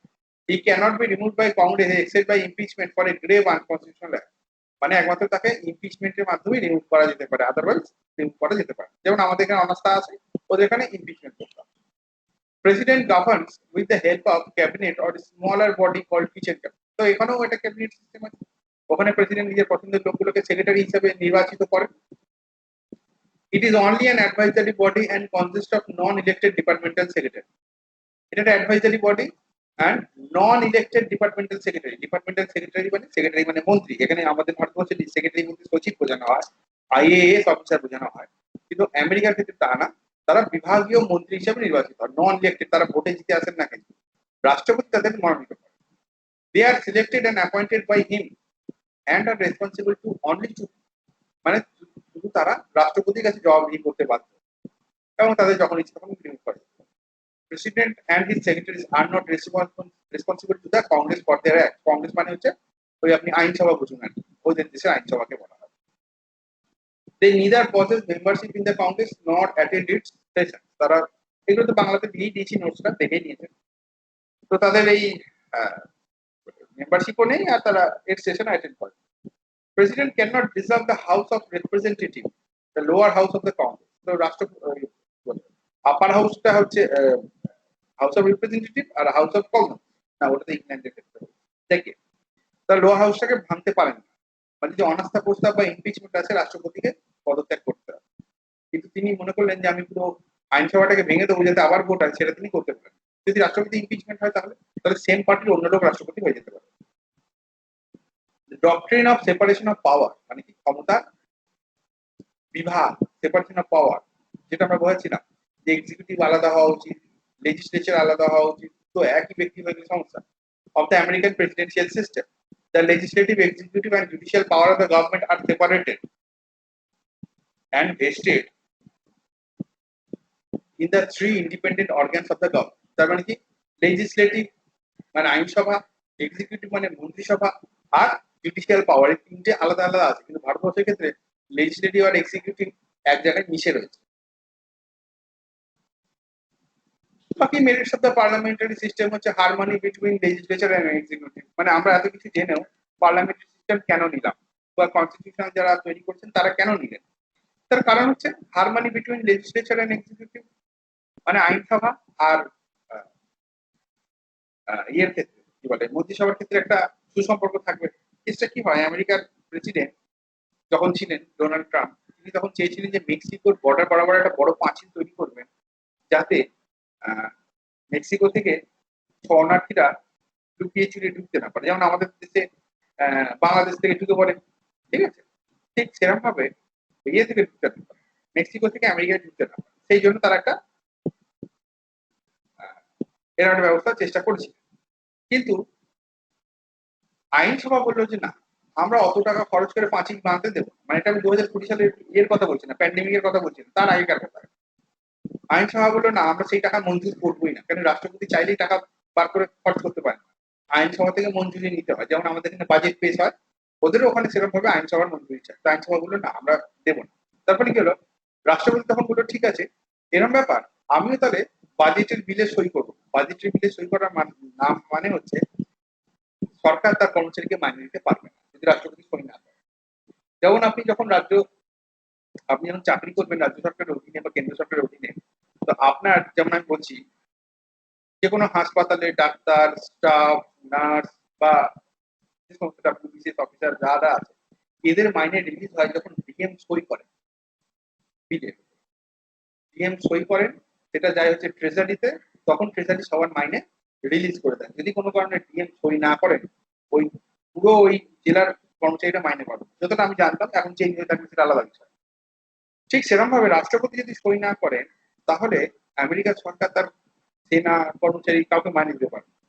এমন অবস্থা চলে আসলো যে রাষ্ট্রপতি বললাম সই করবো না, আমার ওখানে 25 টাকা দেয়নি, আমি তো সই করবো না। এবার চালাক কংগ্রেস কি করে চালাক, শেষ পর্যন্ত যাই হোক ডানে মায়ে করে আবার মিটিয়ে নেওয়া হলো। ডোনাল্ড ট্রাম্পের ধরনের লোক ছিলেন, তিনি এরকম করেই ফেলতেন।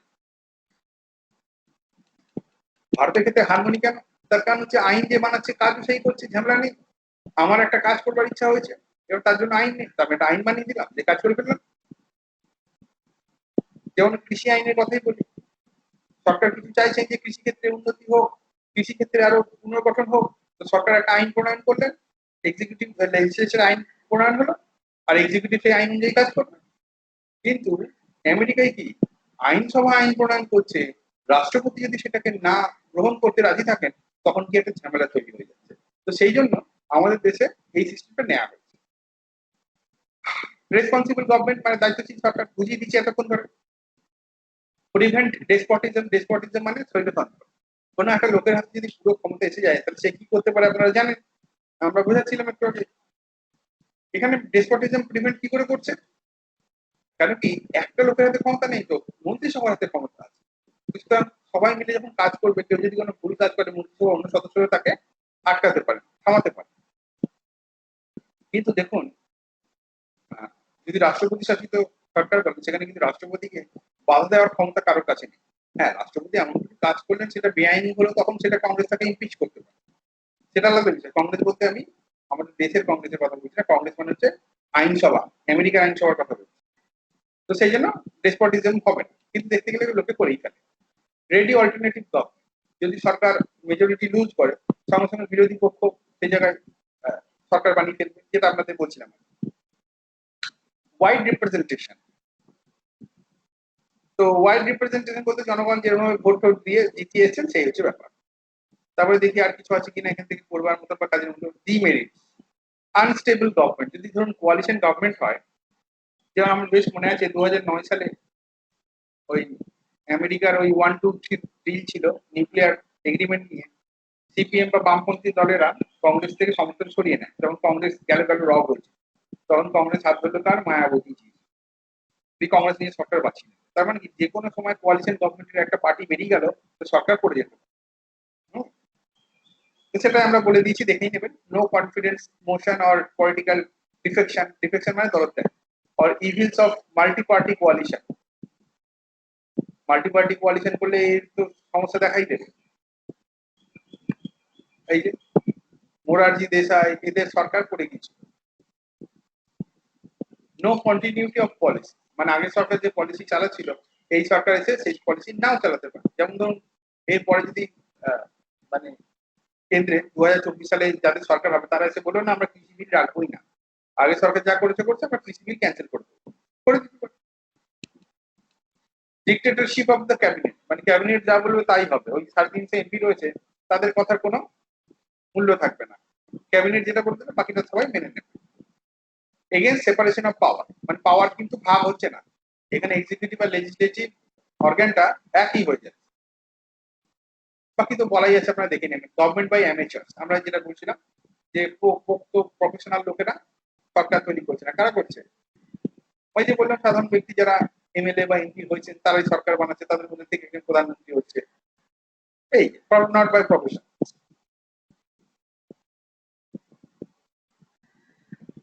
পার্লামেন্টারি সিস্টেম কেন নেওয়া হয়েছে? ফিচার্স তো আছে, নিজেরা নিজেদের মতন একটু দেখে নেবেন, এখান থেকে আপনাকে খুব বেশি প্রশ্ন করবে না। সিঙ্গেল মেম্বারশিপ আর এখানে ডবল মেম্বারশিপ, আমরা তো জানি ডবল মেম্বারশিপ মানে তিনি মন্ত্রিসভার সদস্য অ্যাজ ওয়েল অ্যাজ আইনসভার সদস্য। Domination of president, domination of leadership of prime minister, dissolution of lower house, no dissolution of lower house, এগুলো আলোচনা করব। মেরিট ডিমেরিটস যারা ওখানে লাইনে পড়েন তারা এইভাবে এখান থেকে পয়েন্ট করবে। এই যে সিস্টেমের সঙ্গে আমরা ফ্যামিলিয়ার ছিলাম সেই জন্য আমরা পার্লামেন্টারি সিস্টেমটাকে গ্রহণ করেছি, কারণ গভর্নমেন্ট অফ ইন্ডিয়া 1935 বা গভর্নমেন্ট অফ ব্রিটিশ ইন্ডিয়া যেটা 1919 বা 1909, এই যে আইনগুলো ছিল এগুলো সবই নির্ভর ছিল কিসের উপরে? এই পার্লামেন্টারি সিস্টেম। তো যাই হোক, অ্যাভয়েড লেজিসলেটিভ এক্সিকিউটিভ কনফ্লিক্ট, যাতে ঝামেলা না হয়, যেটা আমরা ব্রিটেন ইংল্যান্ডের ক্ষেত্রে আমেরিকার ক্ষেত্রে বলছিলাম ঝামেলা প্রায় হয়ে থাকে। নেচার অফ ইন্ডিয়ান সোসাইটি, তার জন্য নেওয়া হয়েছে। তো যাই হোক, এইটা হচ্ছে আমাদের চ্যাপ্টার, যতটুকু পড়বার ছিল বোঝার ছিল বুঝিয়ে দিয়েছি। হ্যাঁ, তো ডিস্টিংশন বিটুইন ব্রিটিশ আর ইন্ডিয়ান মডেল আপনাকে এটা পড়তে হবে না, পড়তে চাইলে পড়ে নেবেন, কিন্তু এগুলো আমাদের পরীক্ষা পারপাসে কোনো কাজে লাগবে না। ব্রিটিশ মডেল আর আমেরিকা বা ভারতীয় যে পার্লামেন্টারি সিস্টেম কি পার্থক্য এখানে সব লেখা আছে, যার ইচ্ছা পয়েন্ট, আদারওয়াইজ চ্যাপ্টার এখানে শেষ। হ্যাঁ, আচ্ছা, তো আজকের ক্লাসটা শেষ হলে আমরা রেকর্ডিং স্টপ করে দিচ্ছি। হ্যাঁ, কারো কিছু প্রশ্ন আছে, জিজ্ঞাসা আছে, বলতে পারেন। Anybody has any question?